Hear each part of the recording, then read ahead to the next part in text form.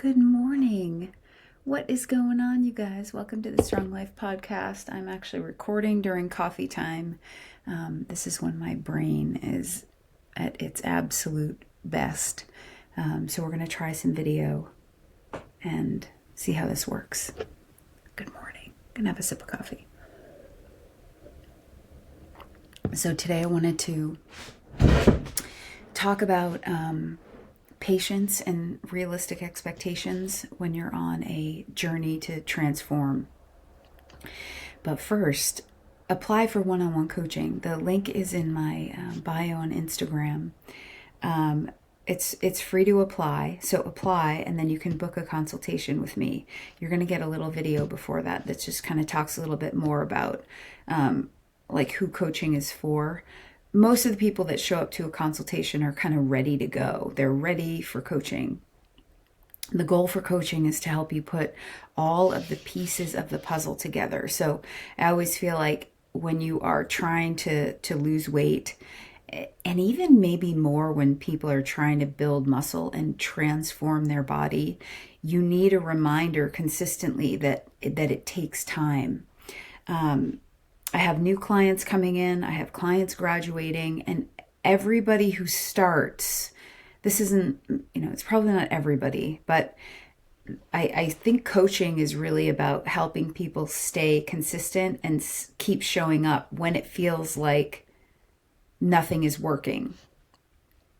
So most people, when they start, have this kind of experience where they are thinking that results are going to happen pretty quickly. And there's this sort of trade-off, right? Like I've had this conversation a lot this week. Like if you go to Amazon and you purchase something, it's going to show up in a couple of days and there's your reward. With transformation, you can do everything really well and really a lot better than you were doing even before you started, hitting your targets and getting in your workouts and hitting your macros, and nothing changes. Nothing happens. Zero happens, at least in your mind on the outside. The scale doesn't show up the way you want. Your body doesn't change instantly. And I've had people tell me that they really thought after a couple of weeks of lifting weights, they were going to see and feel changes. So, number one, get in tune with your body. Okay, so I'm going to kind of talk about three things today. Get in tune with your body. So there's two parts of coaching. There's subjective and there's objective. Objective is the data we're gathering. Did she hit her macros? Did she get in her workouts? Did she get in her movement? And at first it can feel like a part-time job. It really can, because you're tracking data and you're trying to understand yourself. And eventually the goal is for it to just become your lifestyle. It's not like a program you're doing. Like we launch you out into the world and you can fly on your own. But a lot of us, as you know, when you get to this point, you don't really trust yourself anymore. You might have been struggling with some of the same habits that you've carried with you throughout most of your life. And that's really scary, and I can relate to that. I've talked about this before, but the habit that always comes up for me is night snacking. And especially if I stay up late, if I'm watching TV, like there are many scenarios that create the situation where I'm going to go get a snack after dinner when I've hit my macros. I don't need any more food. Maybe I do. Maybe I feel like I do anyway. But when you have a body composition goal, those are some of the things that can take you over the edge. So I know what it's like to kind of feel a little bit out of control. But really understanding what it is that you're looking for, and more than a number on the scale, what really ends up happening is that people have an experience in their body. They feel better in their clothes. They feel more empowered. They feel more confident, and that happens over time. And sometimes the scale doesn't move a whole lot, and you're still getting the benefit of eating better, hydrating, sleeping, working out, moving your body. So that's the first thing, is just really managing expectations and understanding what it is that you're looking for, especially if you're coming into a coaching experience. And that's something I'll help you with. That is part of the conversation.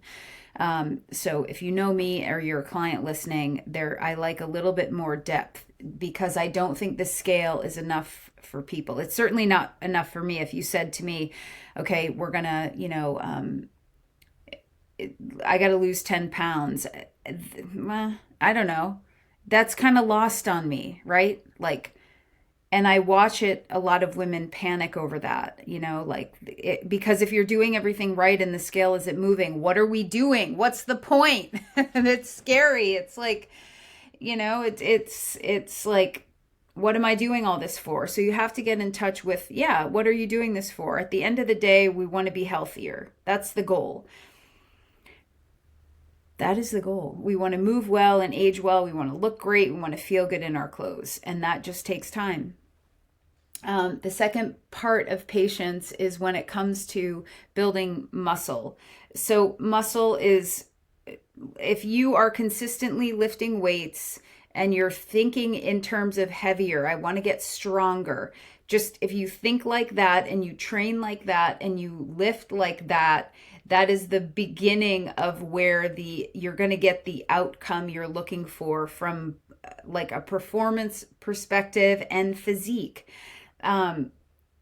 If you're always thinking weight loss and everything everything in your mind has to present a lower number on the scale, you are going to be disappointed. So pour yourself into those workouts and focus on getting stronger. Muscle is built over time, and there's a genetic component. There's a training intensity component. There's a training duration component, meaning how much volume are you doing. So if you're stopping and starting, taking a few weeks off, a month off to do this or that, you're never going to get anywhere from a muscle, building perspective, because your body, muscle growth is an adaptation to work. Okay. So if I use this analogy, but let's say I get a job as a mover, and I'm moving furniture, and I have to go pick up a dresser one time and move it. And it's so heavy, and I'm like, oh my gosh. But when I pick up a dresser over and over and over again, week after week after week for a living, and I'm picking up heavy things, I'm going to get stronger and I'm going to build muscle. But if you just pick it up randomly here and there, and there's no method to the madness, there's no reason for your body to build muscle and get stronger. Remember, your body wants to basically be fat and happy and have plenty of body fat stored so that you can survive as long as possible. Not too much, because that's taking away, but it wants it, this idea that we want to be lean and shredded and muscular is a little like counterintuitive. So to your body's desire to be, for survival. really, like no body fat and plenty of muscle isn't metabolically probably ideal. And there's some studies around that. Just having this like crazy high metabolism isn't really ideal, right? The body needs more food to sustain it, and that's not natural for us. We especially with women. So and I know what we see on Instagram, I see it too, and I know what you're looking for, and I understand that physique is important. It's important to me too. But muscle is going to require consistent lifting over time, and I see a real lack of understanding with that. I see the way women work out at the gym, in my gym. It's just not heavy enough. That is a general theme. I see it, and I'm assuming that these women want to build muscle and build strength. But what I'm seeing is something totally different, training strategies that are different. So this is a hard topic, because I know it can leave a lot of women like, well, wait, am I totally wasting my time? And it's like, no, not totally wasting your time. I don't think you're wasting your time to go to the gym. I think it's great. It's a great habit. You're moving your body. That's great for blood flow and just like general movement lifestyle. But when it comes to building muscle, you've got to give yourself time, months and years, not days and weeks. You've heard me say that. With a lot of my clients, I'm trying to get them to think this time next year. This time next year. Say that to yourself. By this time next year. By the time I'm 55. Oh my gosh, when I'm 60. As opposed to like, I expect to have like these lean toned arms in 2 weeks after I start lifting weights. You will feel a sensation and your body will start to adapt. Whether you can see the definition and fruits of your labor is diet. That is where you've got to have both strength training and diet together. So if somebody, and they have walked up to me and said, how do you get those arms? It's diet. It's training, but it's also diet. And there's plenty of mass there because I've been lifting for many years. And if you've seen me on Instagram for a long time or Facebook or whatever, social media, the way my body looks is all about my diet. That's everything. 5 pounds for me will change everything. And then I lose 5 pounds and it's like, oh, when you lose body fat, it can look like you've gained a bunch of muscle, which is kind of interesting. So, they say, at least when I was bodybuilding prepping, the best way to look like you've added 10 pounds of muscle is to lose 10 pounds of fat. And you start to get that, that physique that you're looking for. But, I have these conversations all the time and a lot of us just want what we don't have. We're seeing things on Instagram. Again, I know what that's like to be wanting that kind of that look, that strong look, that muscular look, that shredded look, that tone look. And I know what a lot of you are looking at. And I would encourage you to look at something a little bit closer to what you have. I see those bodies too. I even see the bodies of women in my demographic. And, should I end up getting that lean again, you'd probably see it from me too, which is fine. You just have to understand what it takes to get there. Consistently lifting, training 3 days a week at least. And I don't mean just like going through the motions. I mean getting stronger, focusing on getting stronger. Get in my app, do those workouts, lift heavy to failure, lift with intensity, and then realize that you're going to get the best version of you. And I don't know, I feel this way for myself too. It's like the empathy I have for myself is that, oh man, it is hard to see those things. It's hard to see people have what you want and feel like you're never going to get it, something that you really like and admire, and that you would have actually had to have started lifting 30 years ago to get it. And that's sad. It's kind of a bummer. Like I get that. It's like I feel bad for me too sometimes when I think about, like you might be looking at a physique you never had. I look at family units I didn't have. That is my thing. Like, I don't have a husband again. I'm single at 52. There's part of me that wanted so badly and still does. So when I see families, even clients like who have a husband and their kids and the parents are going to see the kids but I long for that. And that is my version of, the body I may never have.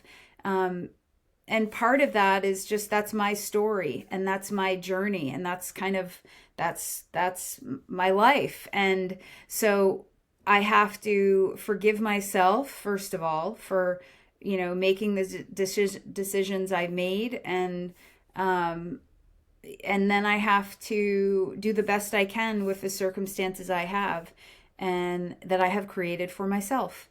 And, that you may have to do that too. So even though my thing isn't, and trust me, I have the issues around physique also, because every woman is like, I need to have a better body. Like, I don't care what her physique looks like. I just, at least that's my assumption. But there are things too that all of us have that we feel badly about, that we feel like we can't get, that we feel like we're chasing. And I think that is where, for me at least, faith comes in, that I have a deeper relationship with myself than just what my body looks like, or for me, whether or not I could hold together a family, or whether or not I ruined, relationships. And I know you're probably listening thinking like, it's not my fault, but it is my responsibility to like understand, how I'm in this situation, and what I can learn from it. So, and then I think the last thing is just making sure that you have support and an understanding. I mean, listen, the thing I always struggle with, see, I think I should coach every single person at some point. My toxic trait is thinking I should be coaching everybody, and that everybody should work with me for 6 months to learn,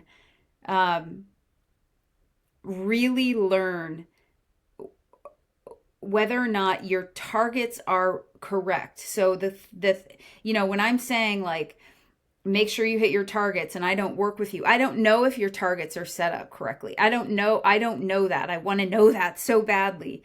But if you have your targets, meaning protein, carbohydrates, fats, fiber, set up correctly, and you have the movement set up correctly, meaning we need to get about this many steps, we need to train this many days a week, and that can be fluid and somewhat flexible. But if we have your targets set correctly, now you just need encouragement to keep going and keep staying consistent, meaning we need a winning record. We don't necessarily need a perfect score, but we need to get pretty close over and over and over and over again. And that's all it is. So I need you to be patient, but also at the same time, I want to make sure you're headed in the right direction, right? Like if you're trying to get to California and you're in Maine, and I tell you to go east, but I'm like, be patient, be patient, be patient. You're like going in the wrong direction. So my job as a coach is to get you in the right direction, and then encourage you to just keep going. It really is like that. It's over and over and over again. And if you're sitting here confused, just set up a consult, apply for coaching, and go for it. And you will understand, and you will have the confidence. But it might take time. I have clients where one client, we've been together a little over a year, and she came to me every single Monday. She would say, I'm a dumpster fire. It's a dumpster fire. And maybe after 4 months, 3 months, I said, what if we just like reframe that? I take notes, so I was noticing this was happening, and she was saying that to herself over and over and over. We kind of changed the narrative. She stopped doing that, gave her some tools. She has lost maybe 10 pounds, but in her mind, she had like much more than that. She's a happier, calmer woman who is comfortable in her body. And sometimes I think I should go live with some of these calls, because I think all of you can relate, myself included. Like, who doesn't want that? What if you could be relieved of just like obsessing about the scale, and you could be empowered by, finding this other like part of yourself? And I know I'm making it sound like a lot of work, and probably people at this point are like, I'll just take a pill, it's easier. That's totally fine. That's not what this is. This is a little bit different. This is about enjoying yourself, improving your relationship with your body and food, and building new habits regardless of what the scale says. And whether or not you're taking a pill, you're going to have to do that anyway. Or at least I think that would be an important exercise. So patience, patience, patience. If you are locked in and you have targets set and you are on point, now you just have to do the work over and over and over and over and over again. And it is not a one-to-one. I ate well today. The scale gives me some lower number. I lifted weights today. I have muscle in my arms. Give yourself months and years, not days and weeks. Months and years, not days and weeks. Okay, if you need help, please let me know. All of the ways to get in touch with me are linked in the show notes. You can go to my Instagram, and I just encourage you to stay present and enjoy the process. Find a way to fall in love with the process. Find friends to work out with, to walk with, to ruck with, and then get your shizzle together in the kitchen. And you can do it. You can do it. Have a good day, and I will talk to you soon. My next episode will be on managing Easter. He is risen indeed. Thanks for listening. Please rate and share the show. Share it with your friend. And hopefully you were talking back to me like we were just in a conversation, just the two of us. All right. Have a good day.